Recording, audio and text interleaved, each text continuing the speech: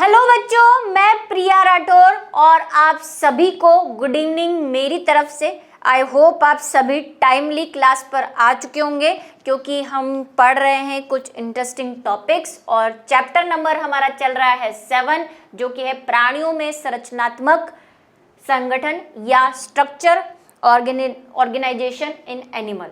ठीक है, उसका आज हम पढ़ने वाले हैं लेक्चर नंबर 10 और शुरू करते हैं। चैप्टर फ्लो आपको पता ही है। सबसे पहले हम पढ़ेंगे तिलचट्टा उत्सर्जन तंत्र पढ़ेंगे, एक्सक्रीशन सिस्टम पढ़ेंगे, फिर तिलचट्टे में तंत्रिका तंत्र कैसा होता है ये देखेंगे, नर्वस सिस्टम कैसा होता है। उसके बाद हम तिलचट्टे का जनन तंत्र पढ़ेंगे यानी कि रिप्रोडक्टिव सिस्टम पढ़ेंगे। ठीक है, तो शुरू करते हैं आज की कहानी को। और कॉकरोच आपने देख ही लिया होगा कल, मस्त वाला, कैसा लगा आपको ज़रूर लिखकर बताइए। और तिलचट्टे में उत्सर्जन अंग आज हम देखने वाले हैं कि भाई खा लिया, पी लिया, आहार नाल देख ली, सब कुछ देख लिया, पर अब तिलचट्टा जो है वो भाई खाएगा तो निकालेगा भी सही, तो उसके लिए उसके पास क्या सिस्टमेटिक प्रोसेस है उसको आज हम देखेंगे। तो उत्सर्जन की बात करेंगे। और ये हमारे कॉकरोच भाई साहब आ गए हैं, मुझे डरा रहे हैं कि कल मेरे साथ आपने बहुत छेड़छाड़ की है, तो अब जो है मैं बदला लेने आया हूँ। तिलचट्टे में उत्सर्जन मेलपिघी नलिकाओं द्वारा होता है।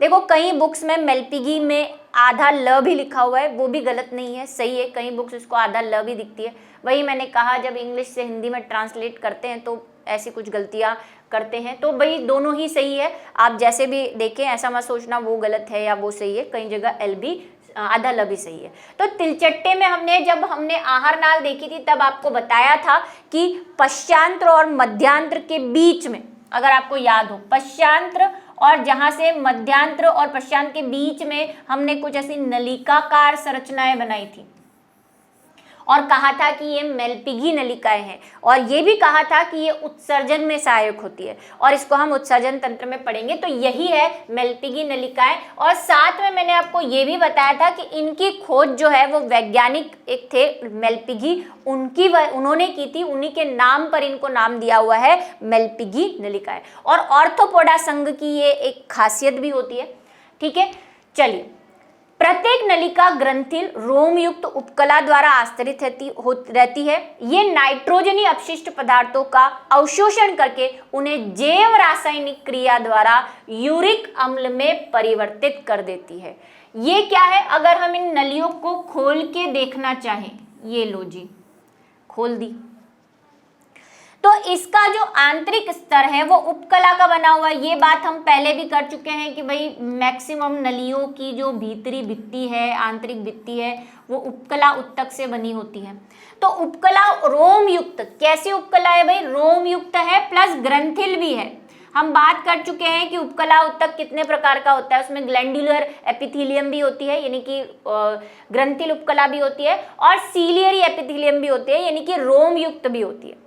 ठीक है, जिसको हमने सीलिएटेड एपिथेलियम कहा था। तो ऐसी एपिथेलियम है और क्या काम है इनका, ये क्या करती है कि जो भी इनमें मटेरियल आ रहा है खाने का, पाचन के बाद या ब्लड के थ्रू किसी भी तरह से, तो उसके जो नाइट्रोजनी अपशिष्ट होते हैं। अब ये नाइट्रोजनी अपशिष्ट क्या होते हैं, हम जो भी खाना खाते हैं, जो भी आप भी जो खाना खाते हैं, उसमें मैक्सिमली जो अवशिष्ट होते हैं वो नाइट्रोजन बेस्ड होते हैं, मतलब उसमें मैक्सिमम जो अपशिष्ट पदार्थ होता है वो नाइट्रोजन होता है। लेकिन उस नाइट्रोजन को निकालने का तरीका सबका अलग अलग है। जैसे मानव जो है वो यूरिया के रूप में निकालते हैं, मानव और हायर कैटेगरी के एनिमल है जैसे कि मैमल्स हैं जितने भी, वो यूरिया के रूप में निकालते हैं। केचुआ हमने देखा था वो भी यूरिया के रूप में निकालता है। अच्छा, केचुए की एक और खास बात है जो मैं अभी नहीं बताऊंगी आपको, हम एक प्रैक्टिस क्वेश्चंस करेंगे इस चैप्टर के, तब आपको पता चलेगी, वो बाद में बताएंगे। और अगर हम कॉकरोच की बात करें तो ये इस नाइट्रोजनी अपशिष्ट को किस में बदलता है, ये यूरिया में नहीं बदलता, ये किस में बदल के निकालता है, ये यूरिक अम्ल में बदल के निकालता है।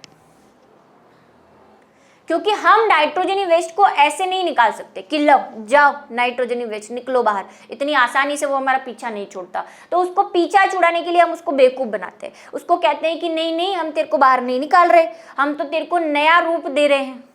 उसको कहते हैं कि चल तेरे को अमोनिया में बदल देते हैं, चल तेरे को यूरिया में बदल देते हैं, चल तेरे को यूरिक अम्ल में बदल देते हैं, ऐसे ऐसे करके कुछ भी बना देते हैं उसको और फिर बाहर निकाल देते हैं। ठीक है, घर से एग्जिट।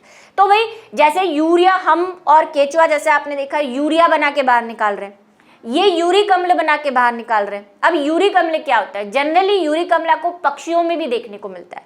ये सब हमने एनिमल किंगडम पढ़ा था ना, वहां पे बीच में कुछ कुछ बातें पढ़ी थी, वहां पे ये सब बातें आई हुई है कि पक्षी जो होते हैं वो भी क्या करते हैं, यूरिक अम्ल के रूप में जो है नाइट्रोजनी वेस्ट को बाहर निकालते हैं। उनकी पॉटी आपने देखी होगी, कभी आपको प्रसाद मिला हो ऊपर से, है ना, कभी भी मिल सकता है, तो वो भी यूरिक अम्ल होता है। यूरिक अम्ल क्या होता है? ठोस होता है थोड़ा सा, ठीक है। इसकी खासियत होती है कि ये ठोस होता है। देखा ही आपने पॉटी देखी है भाई कबूतरों की, ऐसे ये भी पॉटी करता है, ठोस रूप में करता है। यूरिया जब हम बात करते हैं तो वो लिक्विडी फॉर्म में होता है, जैसे कि आप यूरिया सिक्रीशन करते हैं, है ना, आपकी टॉयलेट लिक्विड ही है। ऐसे ही जो हम एक कुछ एनिमल होते हैं वो अमोनियोटैलिक होते हैं, ये सब हमने एनिमल किंगडम में पढ़ा है।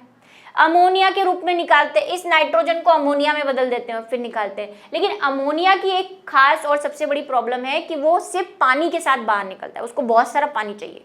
तो जितने जलीय जंतु होते हैं वो अमोनिया निकालते हैं, हम नहीं निकाल सकते, ठीक है। चलो, तो भाई ये यूरिक अम्ल है, ये बन जाता है। ये मेल्पिगी नलिकाएं क्या करती है, इस नाइट्रोजनी अपशिष्ट को बेवकूफ बनाती है और उसका अवशोषण करके जैव रासायनिक क्रियाओं के द्वारा उसको यूरिक अम्ल में परिवर्तित कर देती है और फिर ये यूरिक अम्ल बाहर फेंक दिया जाता है, ठीक है। यूरिक अम्ल पश्चांत्र द्वारा उत्सर्जित कर दिया जाता है। पश्चांत्र समझ गए ना, जो हिंडगट थी, पश्चांत्र को क्या कह रहे थे हम, हिंडगट कह रहे थे ना, कॉकरोच की, स्टोमोडियल कह रहे थे जिसको, है ना, बिजेंट्रॉन, आर्केंट्रॉन, है ना, वो जो बात की थी। पश्चांत्र पीछे वाला जो पार्ट था वहां पे उत्सर्जित कर दिया जाता है, क्योंकि ये खुल कहाँ रही है, आप देख रहे हो, ये मध्यांत्र है, ये पश्चांत्र है नीचे वाला, और बीच में ही तो है, ये दोनों के बीच में जॉइंट में संधि स्थल पे, तो ये अपना सिक्रेशन कहाँ कर देती है, पश्चांत्र में। फिर वो वही आहार नाल से, गुदा से होते हुए बाहर चला जाता है। अतः यह कीट यूरिका अम्ल उत्सर्जी होता है, या और अगर आप एक वर्ड लिखना चाहते हैं तो हम इसको कहते हैं यह यूरिकोटैलिक होता है। इंग्लिश में क्या कहते हैं इसको, यूरिकोटैलिक, ठीक है। यूरिका अम्ल उत्सर्जी, ये तो हिंदी हो गया, और इंग्लिश में इसको कहेंगे यूरिकोटैलिक एनिमल। इसके साथ साथ वसा पिंड वृक्राणु उपत्वचा, भाई वसा पिंड के वृक्राणु उपत्वचा यानी कि वही क्यूटिकल, एपिथेलियम, जो भी आप बोलना चाहे, और यूरेकोस ग्रंथियां भी उत्सर्जन में सहायक होती है। कुछ छोटे मोटे भी इसके सहायक हैं ये सब। वसा पिंड यानी कि फैट ग्लोब्यूलिन्स, ठीक है, वसा की गोलियां बन जाती है ऐसी, और उसके अंदर भी उत्सर्जी पदार्थ होते हैं जो बाद में बॉडी से बाहर निकाल दिए जाते हैं। ऐसे ही वृक्काणु यानी कि नेफ्रॉन्स भी हैं इसके पास, लेकिन बहुत अनडेवलप्ड प्रकार के हैं। त्वचा इसकी काइटिन, हमने देखा कि भाई केचुए का जो शरीर है वो काइटिन का बना हुआ है, लेकिन काइटिन जो है वो धीरे धीरे डेड होती जाती है, बाहर निकलती जाती है। तो काइटिन के साथ भी कुछ वेस्ट जो है ये बाहर निकाल देता है, ठीक है। काइटिन की परतें निकलती है, उसके साथ वेस्ट भी निकलता जाता है। जैसे जैसे ग्रोथ होती है कॉकरोच की, काइटिन बड़ा हुआ, क्योंकि काइटिन तो भाई निर्जीव है, वो तो बड़ा होता नहीं है भाई। काइटिन इतना सा कॉकरोच इतना बड़ा हो गया तो पुराना वाला काइटिन जो है वो बाहर निकल के नया काइटिन बनता है, ठीक है। चलिए, जैसे सांप में केचुली बनती है वैसा ही वो निकल जाती है जब वो वृद्धि करता है। अब बात करते हैं तिलचट्टे में तंत्रिका। उत्सर्जन में आपको इतना ही चीज पढ़नी है, ज्यादा कुछ माता खपच्ची खानी नहीं है। मेन आपको ऑर्गन ध्यान रखना है, मेल्पिगी नलिकाएं, और क्या उत्सर्जी करते हैं, क्या उत्सर्जन करते हैं वो, यूरिक एसिड यानी कि यूरिक अम्ल। ये दो बातें मेन थी उसमें। तिलचट्टे में तंत्रिका तंत्र कैसा होता है, तो थोड़ा सा हम इसको पढ़ा था हमने सर्कुलेटरी सिस्टम के साथ, और आपको बता देते हैं। तिलचट्टे में तंत्रिका तंत्र एक श्रेणीय खंडीय व्यवस्थित गुच्छिकाओं का बना होता है। क्या कह रहा है भाई, श्रेणी जैसा है, मतलब श्रृंखलाएं बनी हुई है, लंबी लंबी चेन बनी हुई है। अब जरा ध्यान से सुनो, ये हमारा कॉकरोच के खंड है, ठीक, छोटे बड़े देख लेना, और यहां से हम बात कर लेते हैं, ये हेड पार्ट होगा। अब ये श्रेणी से बना हुआ खंडीय भाग है, मतलब कि यहाँ पे इसका कुछ तंत्रिका का भाग है, गुच्छों के रूप में रहता है, ठीक है। कुछ गुच्छिकाएं यहाँ पे है, गुच्छिका मतलब गैंग्लियन, इनमें भाई हमारे जैसा विकसित जो है वो ब्रेन वगैरह नहीं है, अनडेवलप्ड ब्रेन कह सकते हैं आप इसको, अविकसित मस्तिष्क बोल सकते हैं, लेकिन मस्तिष्क नहीं है इनके पास। ऐसे क्या होते हैं, गैंग्लिया होते हैं, तंतु जो होते हैं, तंत्रिका तंत्र, वो गुच्छिकाओं के रूप में होते हैं। तो ये कुछ ऐसा होता है, ऐसे ऐसे, फिर ये ऐसे, फिर ये ऐसे और नीचे तक जाएगा, और यहाँ से छोटी छोटी जो है शाखाएं निकलेगी जो शरीर के विभिन्न भागों में चली जाएंगी तंत्रिका की। इस तरह से आपके बुक में भाई ये डायग्राम नहीं बना हुआ है, चाहो तो ऐसा रफ बना सकते हो। तो यहाँ पे लिख दोगे गुच्छिका, तंत्रिका गुच्छिका है, ज्यादा आपको डिटेलिंग नहीं करनी क्योंकि एनसीईआरटी में तो दिया ही नहीं है ना। गुच्छिकाएं होती हैं और ये पीछे से आगे तक फैली होती है। इंटरेस्टिंग फैक्ट आने वाले हैं हम, तो इसको ध्यान में रखें।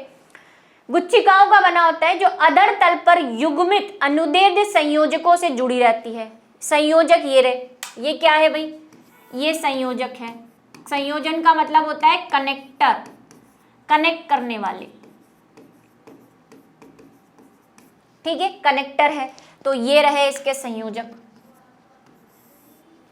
और ये गुच्छिका है। और युग्मित का मतलब पेयर्ड में दिख रहा है, मैंने दो दो बनाए हैं, ऐसे हैं, है ना, युग्मित है इसलिए युग्मित संयोजक है, ठीक है। जुड़े रहते हैं आपस में, कनेक्शन तो चाहिए ना भाई, अलग अलग नहीं होने चाहिए। 3 गुच्छिकाएं वक्ष में और 6 उदर में होती है। 3 गुच्छिकाएं कहाँ होती है, वक्ष में होती है। हालांकि वक्ष हम कह रहे हैं कि जो है 6 पार्ट का है, लेकिन उसमें 3 गुच्छिकाएं और 6 उदर में होती है। उदर में 10 खंड है, उसके लिए 6 है, ठीक है, स्थित होती है। कॉकरोच का तंत्रिका तंत्र पूरे शरीर में फैला होता है। भाई ये जो यहाँ पे आपको शाखाएं निकली हैं, आपको इतनी फैला फैला के नहीं बनानी है, 2-2 3-3 बना देना जैसे मैंने बनाई है, लेकिन पूरे शरीर में फैला होता है। सिर में तंत्रिका का थोड़ा सा हिस्सा होता है, यहाँ आई वो मेन बात जो हम उस दिन भी डिस्कस कर रहे थे, जबकि बाकी भाग शरीर के दूसरे भागों के अधर तल पे स्थित होता है। सिर में सिर्फ कुछ ही भाग है, बाकी देखो पूरा तंत्रिका तंत्र जो है वो शरीर में फैला हुआ है। और यही एक रीजन मैंने आपको उस दिन बताया था कि हम कहते हैं कि कॉकरोच 3 से 4 सप्ताह तक बिना सर के जिंदा रह पाता है।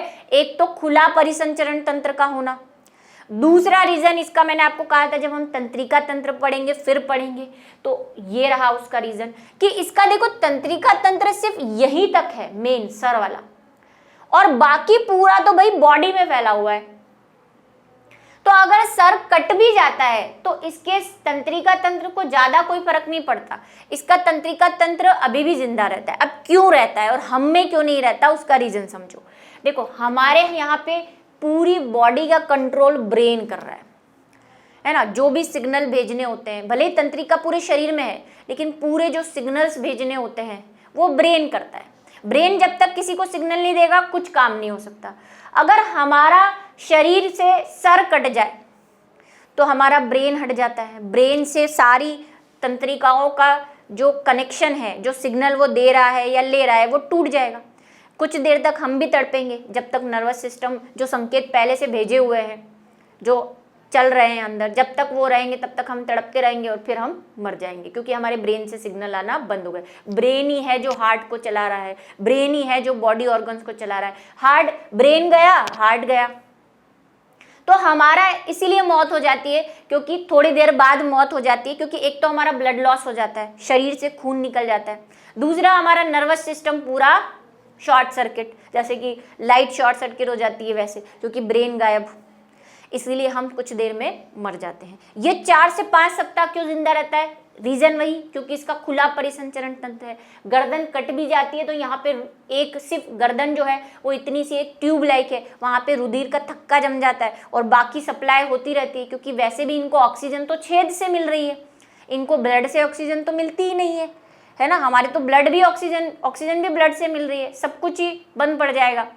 अब इनकी तो ऑक्सीजन आराम से वहां से मिल रही है, तो एक तो खुला परिसंचरण तंत्र, दूसरा रीजन ये कि सर चला भी जाता है तो इसके देखो बीच बीच में ये जो पॉइंट बने हुए हैं, एक तरह से आप ऐसे समझ लो कि ये इसके छोटे छोटे ब्रेन्स हैं, क्योंकि इसके पास कोई ऐसा सेंट्रल पार्ट नहीं है हमारे जैसा ब्रेन जैसा, ठीक है, इसके छोटे छोटे ब्रेन है, ऐसा आप मान सकते हैं। लिख मत देना कि ये छोटे छोटे ब्रेन है, हम ऐसा मान सकते हैं कि ये जो गुच्छिकाएं हैं ये जो गैंग्लियन है, ये हर पार्ट का एक कंट्रोलर है।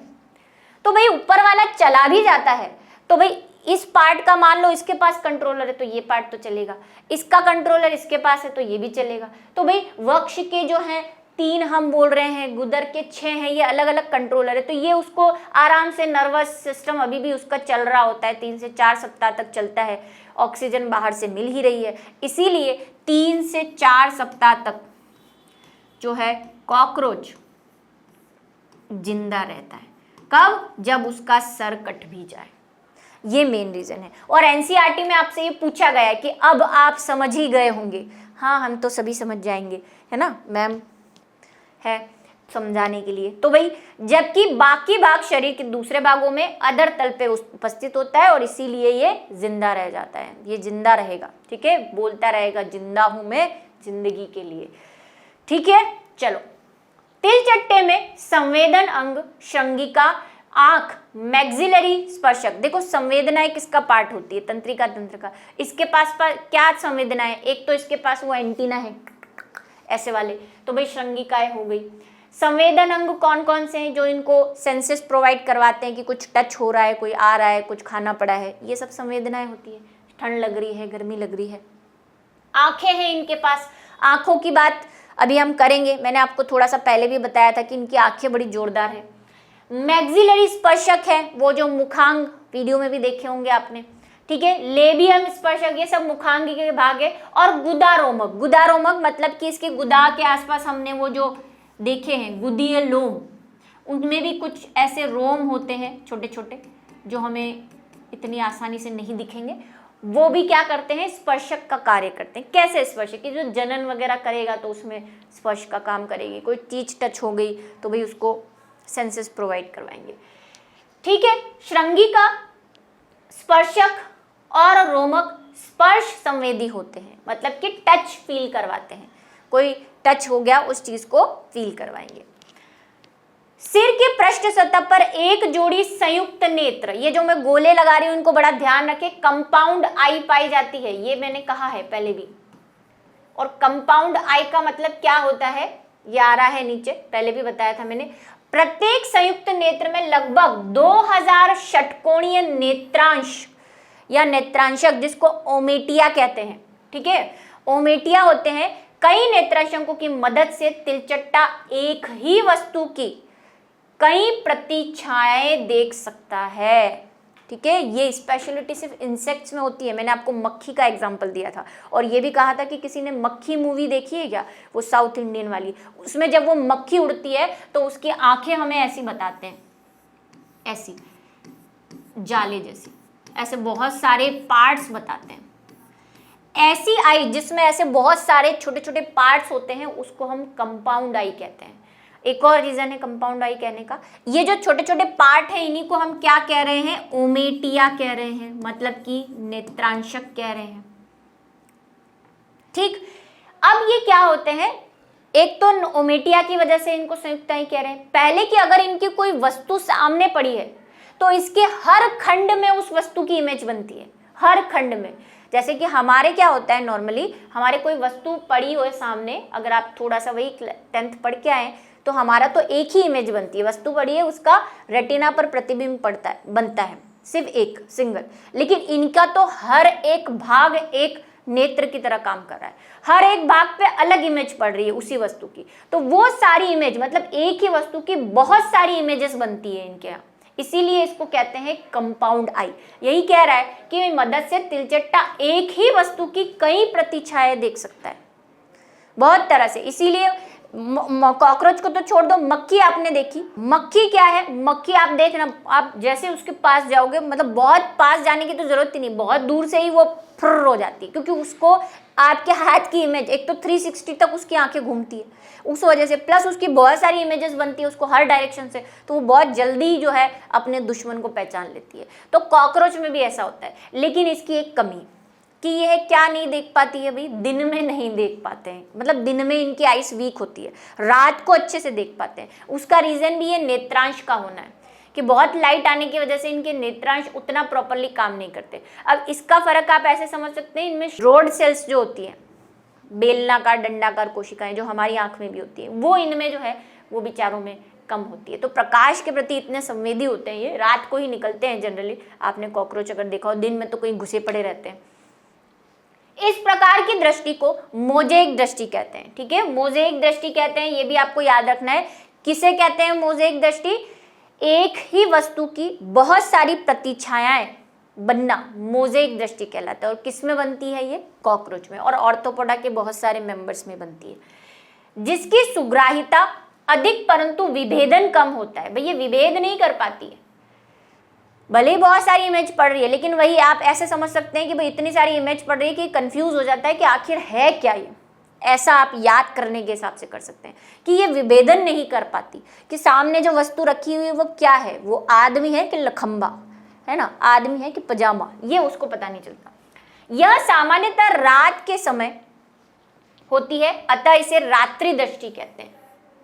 ठीक है, रात को अच्छे से देख पाता है कॉकरोच। अब बात कर लेते हैं हम जनन तंत्र की।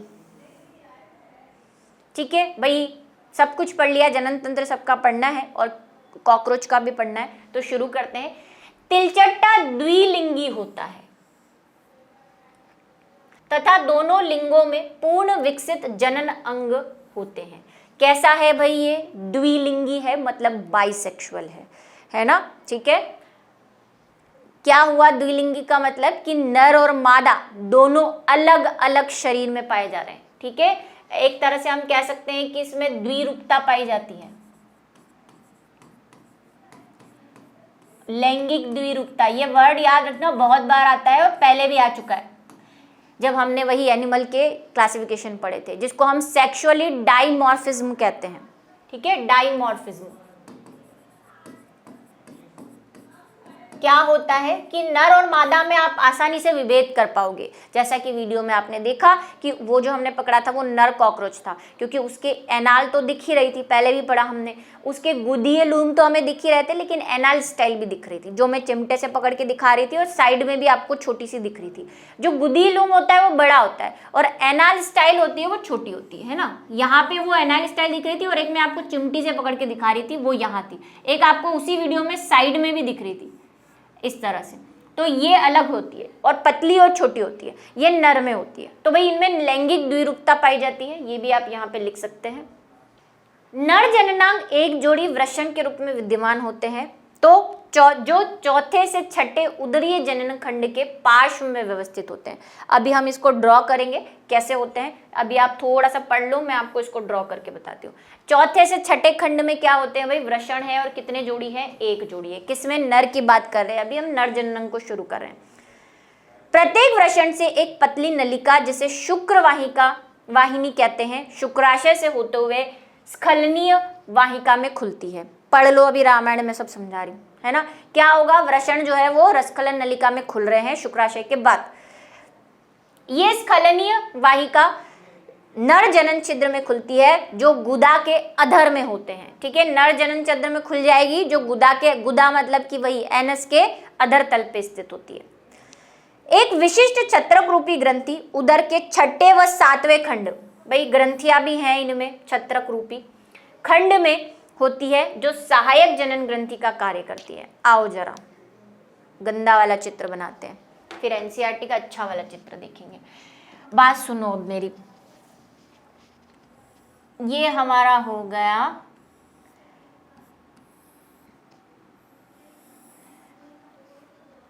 कॉकरोच मियाँ। इन कॉकरोच मियाँ का आज हम नर जनन तंत्र बनाने वाले हैं।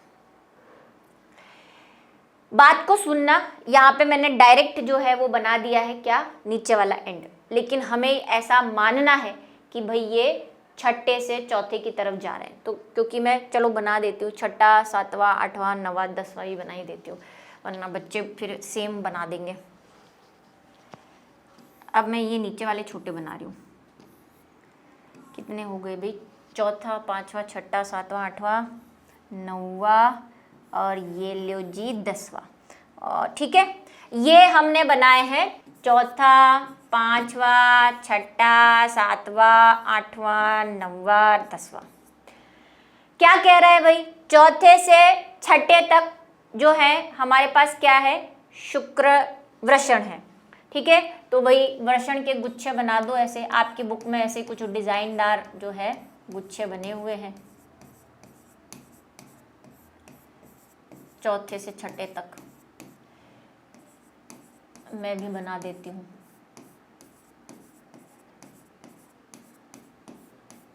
ये लो जी, ये क्या है हमारे वृषण, हमारे मतलब कॉकरोच के। ठीक है, कई बार मैं ऐसे बोल देती हूँ हमारे, उस पर ज्यादा इमोशनल मत हो जाया करो, वो हमारे इन द सेंस कि बोर्ड पे हमारे। तो ये जो है ये क्या है, टेस्टिस। अब ये जो टेस्टिस है सबको पता है, सबने क्लास 10th में हमारा वाला तो पढ़ा ही है ना, नर जनन तंत्र। वैसी ही कहानी है, कुछ अलग नहीं है, बस इसके डिजाइन वाले हमारे सिंपलेस्ट है। तो भाई ये वृषण है, वृषण किस में खुलता है, तो वृषण से एक वाहिका निकलती है जिसको हम शुक्र वाहिका कहते हैं, जिसको हम वासा इफ्रेंशिया भी कहते हैं। तो ये वासा इफ्रेंशिया यहां से निकली, शुक्र वाहिका, शुक्र वाहिनी, जिसको वासा इफ्रेंशिया, वासा डिफ्रेंशिया है ना, वासा डिफ्रेंशिया निकलती है। अभी कहाँ मिलती है ये, आपको याद ही है, शुक्राशय में मिलती है। तो अभी शुक्राशय बना दो। लो भाई, ये एक शुक्राशय है इसका यहाँ पे। अब क्या है, ये क्या हो गया शुक्राशय, कहाँ ले जाऊं इसको, इस शुक्राशय से 2 रसखलन नलिका निकलती है। ठीक, अब यहां से रसखलन नलिका निकालनी है, ये लो कलर चूज कर लेते हैं भाई। ये रसखलन नलिका इधर, ये रसखलन नलिका इधर, और ये ऐसे आके मिल गई दोनों की। ये क्या है, स्खलन नलिका, जिसको क्या बोलते हैं इंग्लिश में, इसको कहते हैं इजेकुलेटरी डक्ट। ठीक है, इजेकुलेटरी डक्ट, इजेकुलेटरी डक्टा।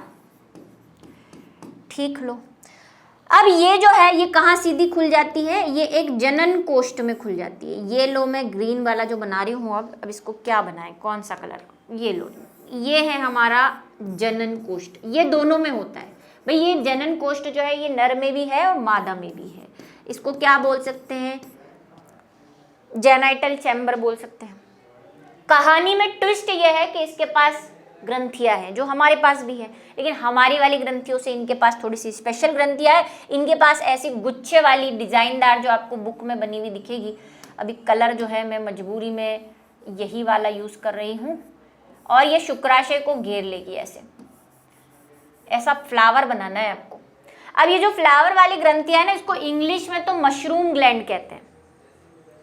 ठीक है, मशरूम ग्लैंड याद रह जाएगा, मशरूम ग्रंथियां, क्योंकि एनसीईआरटी में आपको नाम नहीं दिया है, आपको सिर्फ बोला है सहायक ग्रंथियां होती है। आप भी लिख दो सहायक ग्रंथि, कोई दिक्कत नहीं है।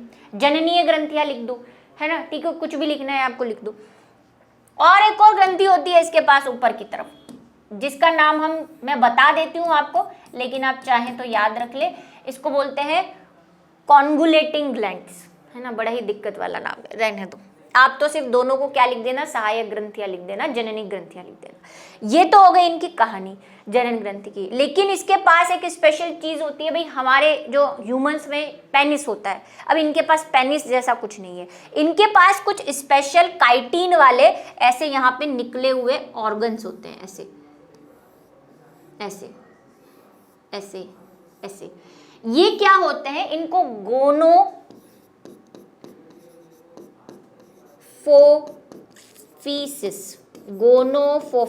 कहते हैं। हिंदी का नाम अभी आपको बता दूंगी ब्रैकेट में क्या लिखा है ना, शिशन खंड लिखा है शायद, देखते हैं अभी क्या लिखा है। शिशन खंड ही है शायद, हाँ शिशन खंड। अब इनके पास शिशन नहीं है, इनके पास शिशन खंड है, इतना सा बात आप याद रख लेंगे। तो ये है शिशन खंड, ये है हमारा जो है नर जनन तंत्र। अब ये शिशन खंड क्यों है, इसका मैं आपको भी बताती हूँ जब हम इसका फर्टिलाइजेशन कराएंगे। ये हमारा नर जनन तंत्र है। अभी आपको और पढ़ लेते हैं और एनसीईआरटी का डायग्राम दिखा देते हैं। बाहरी जननेंद्रिय नर फोसिसिस यानी कि युग्मक प्रवर्ध अथवा शिशन खंड जो मैंने आपको अभी बताया के रूप में होती है। जनन रंध्र के चारों काइटिनस असममित संरचनाएं होती है। मैंने अभी कहा था काइटिन की बनी होती है। क्यों होती है बता रही हूं अभी, इसका काम है भाई, कुछ भी ऐसा नहीं है। शुक्राणु शुक्राशय में संग्रहित होते हैं और पुंज के रूप में आपस में चिपके रहते हैं। कहाँ है शुक्राशय? हमारे वाले डायग्राम में यहाँ शुक्राशय है। यहाँ पे शुक्राशय में जो है शुक्राणु रहेंगे और पैकेट की फॉर्म में रहेंगे। पुंज का मतलब पैकेट, पैकेट की फॉर्म में रहेंगे और फिर यहाँ पे आके इकट्ठे हो जाते हैं इस जगह पे, है ना। इसको क्या कहते हैं? शुक्राणुधर कहते हैं। इन पुंजों को शुक्राणुधर कहते हैं। अभी शुक्राणुधर को इंग्लिश में कहते हैं स्पर्मोफोर।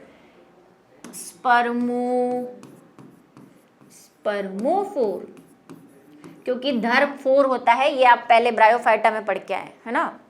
ठीक है, धर का मतलब फोर। शुक्राणु जो है पैकेट्स की फॉर्म में होते हैं, मतलब कि ये शुक्राणु ऐसे बंद रहेंगे पैकेट में। इसमें ऐसे जो है मेम्ब्रेन होती है बाहर की तरफ। मादा जनन तंत्र में दो, अब मादा शुरू करते हैं। मादा जनन तंत्र में दो बड़े आकार के अंडाशय होते हैं जो उदर गुहा के 2 से 6 खंड के पार्श्व में स्थित होते हैं। कहाँ है ये खंड? ध्यान में रखने हैं भाई, वो तो 4 से 6 में था, ये 2 से 6 में, इनके बड़े हैं अंडाशय। प्रत्येक अंडाशय 8 अंडाशय नलिका अथवा अंडाशयों का बना होता है जिसमें परिवर्धन हो रहे अंडों की एक श्रृंखला होती है। ठीक है, क्या होती है? परिवर्धित जो हो रहे हैं उनकी श्रृंखला बनी होती है, मतलब कि एक के बाद एक के बाद एक के बाद ऐसे अंडे जो है अरेंज रहते हैं। और कितनी अंडाशय हैं इसमें? अंडाशय नलिका है। अभी सब समझा रहा हूं। अब मादा को ले लेते हैं भाई, क्या है? वही खंड बनाने हैं, पर अब जो सीरीज है वो थोड़ी लंबी है। ये दूसरा, तीसरा, चौथा, 5वां, 6वां, 7वां, 8वां, 9वां और 10वां। अब देखो मैं डिजाइनदार नहीं बना रही हूँ।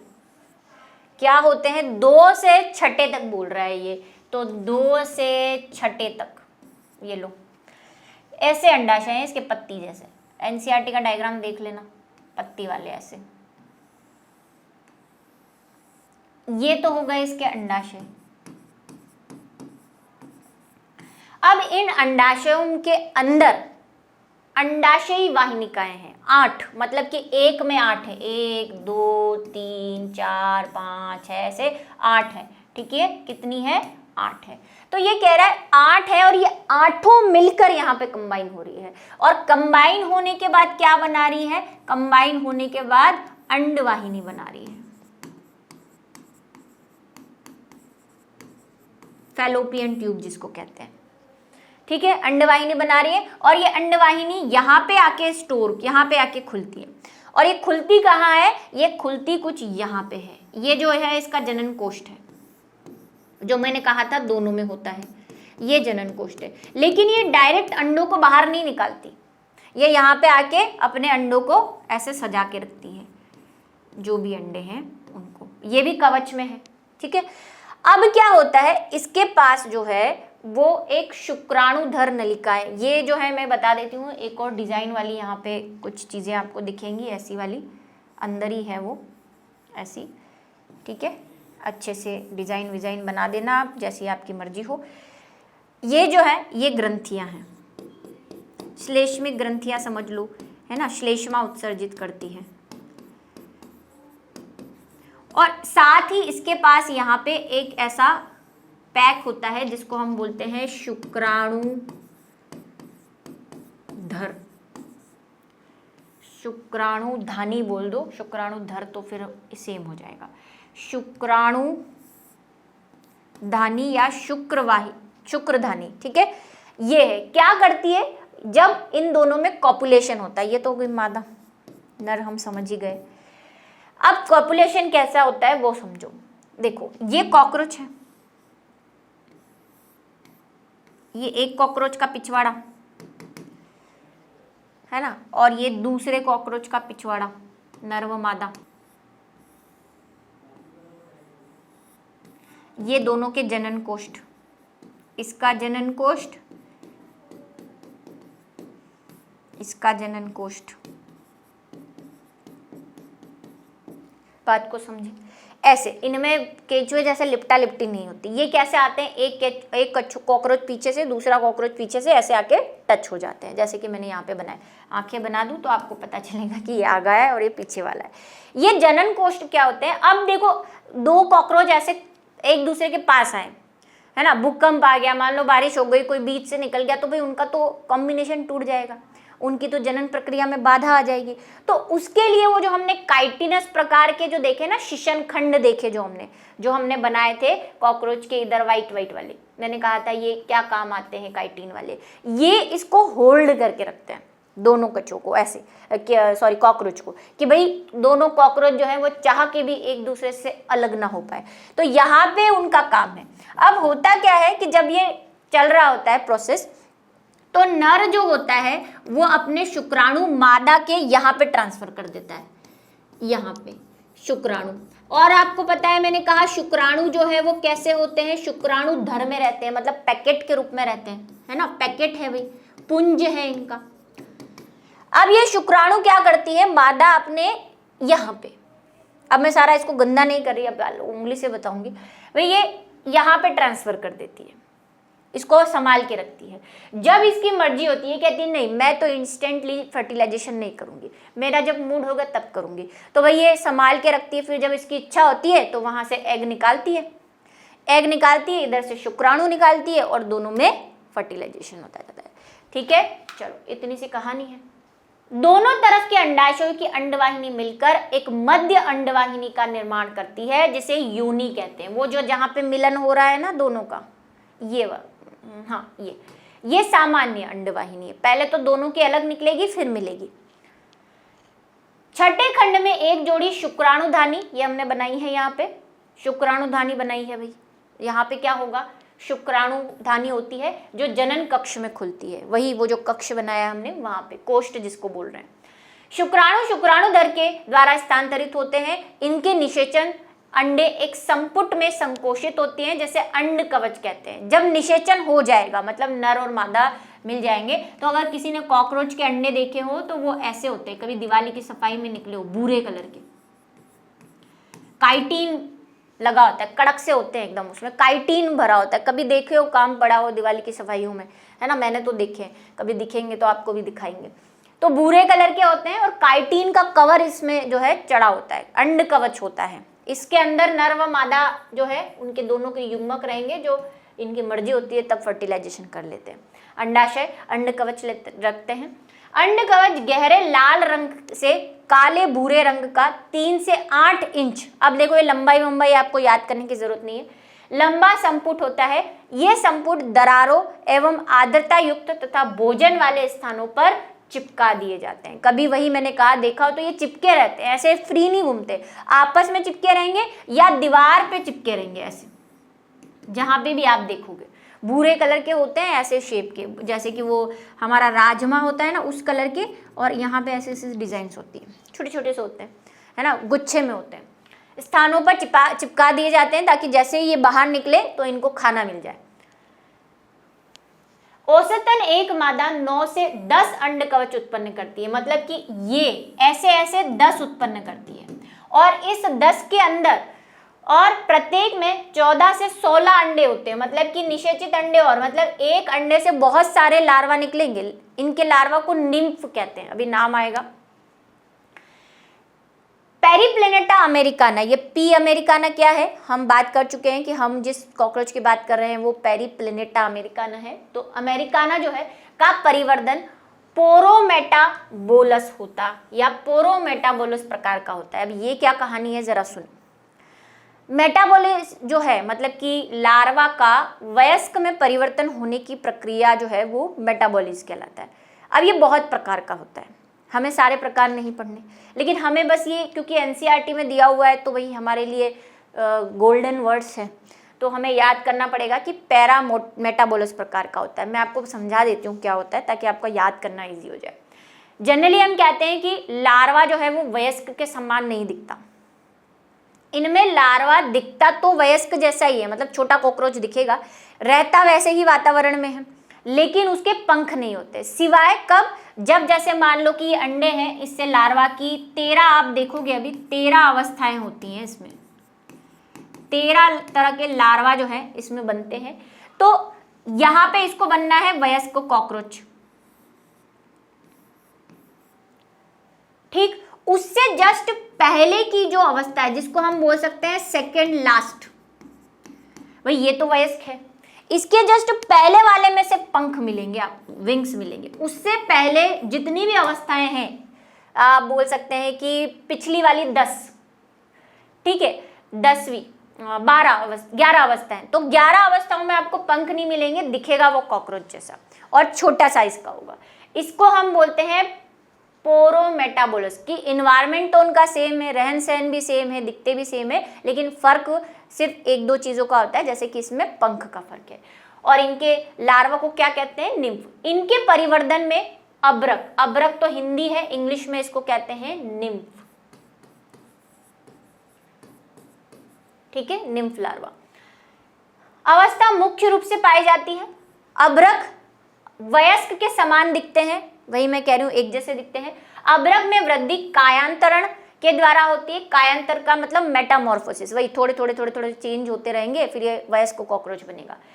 तथा लगभग 13 निर्मोचन, निर्मोचन का मतलब वही, इसके देखो काइटिन है, मैंने आपसे कहा काइटिन तो निर्जीव है, तो पहले जो छोटा निम्फ रहेगा उस पे काइटिन की अलग लेयर लेगी। अब निम्फ का साइज बढ़ेगा तो काइटिन थोड़ी ना बढ़ेगा, काइटिन तो निर्जीव है, तो वो काइटिन हट के दूसरा काइटिन बनता है, उसको हम बोलते हैं निर्मोचन। जैसा मैंने आपको बताया कि सांप में भी केचुली उतरती है, वैसे इनमें भी काइटिन का खोल जो है वो उतरता है, नया बनता जाता है, जैसे जैसे वृद्धि होती है, उसको कहते हैं निर्मोचन। यह वयस्क में बदल जाता है, ठीक है। और कौन से में मिलेगी आपको? भाई सेकेंड लास्ट वाली में आपको पंख मिलेंगे। ये एनसीईआरटी में दे रखी है ये वाली लाइन, आप चाहें तो ऐड कर सकते हैं इसको कि सेकेंड लास्ट में पंख मिलेंगे, बाकी पूरा वयस्क जैसा, साइज छोटा। ये जो हमने बनाए अच्छे वाले देख लो आप, गंदे वाले तो देख ही लिए हैं आपने। ये वो रहे हमारे वृषण, ये शुक्राशय और ये ग्रंथियाँ। आपको यहाँ पे सिर्फ शिशनीय ग्रंथि नाम दे रखा है, आप ये भी लिख सकते हैं, मशरूम आपको याद नहीं रहे कोई दिक्कत नहीं है। फिर ये रसकलन वाहिका और ये जननिक कोष्ठ, यहाँ पे ये इसके गुदाशूक जो कि नर में पाए जाते हैं, मादा में जो है वो गुदाशूक नहीं पाए जाते, उनमें सिर्फ एनाल वो गुदीय लूम पाए जाते हैं, हालांकि इसमें बना भी नहीं रखे, ठीक है। ये इसके अंडाशय पत्ती वाले, और ये आपको धाराएं रेखाएं दिख रही हैं, 8 जो हम कह रहे हैं, और उन 8 में अंडों की श्रृंखला होती है। फिर ये 2 फैलोपियन नलिका यहाँ से निकल रही है, अंडवाहिनी, जो मिलकर एक सामान्य नलिका बना रही है, ये रही। यहाँ पे ये है शुक्रग्राहिका, जिसको हम शुक्राणुधानी कह रहे थे। यहाँ पे ये जो येलो कलर का आपको दिख रहा है, यहाँ पे शुक्रधर आके इकट्ठे हो जाएंगे जब नर इसको दे देगा, उसके बाद अंडे यहाँ से निकलेंगे, और जब इसकी मर्जी होगी तब ये फर्टिलाइजेशन करेगी, संभाल के रखेगी उन शुक्राणुओं को। और ये जो है वो मैंने कहा जाल जैसी जो हैं, ये श्लेष्मिक ग्रंथियाँ हैं, ठीक है। तो ये हमारे 2 प्यारे प्यारे नर व मादा हैं। इसके साथ आज का हमारा जो कॉकरोच का सिस्टम है वो ख़त्म होता है। नेक्स्ट हम मेंढक शुरू करने वाले हैं, और उसके लिए आपको इंतज़ार करना पड़ेगा अगली क्लास का। तो मिलेंगे अगली क्लास में।